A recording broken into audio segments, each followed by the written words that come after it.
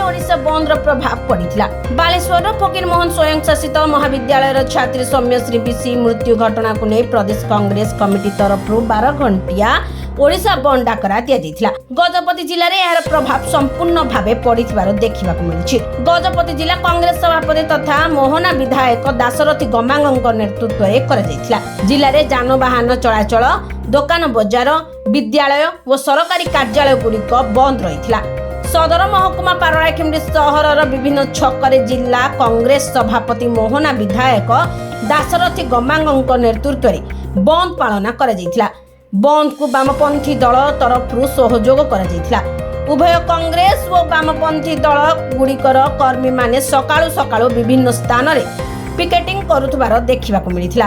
एही बंद रे जिला कांग्रेस साधारण संपादक ईश्वर चंद्र माझी, युवा कांग्रेस नेता लकी पात्र, शेख जस्मिन, सीपीआईएम रो राज्य परिषद सदस्य दंडपाणी रोहित, जिला संपादक एम बांगारी, सीपीआईएम लिबरेशन रो श्रीनु बेहरा समेत बहु नेता व कर्मी सामिल होइथिले।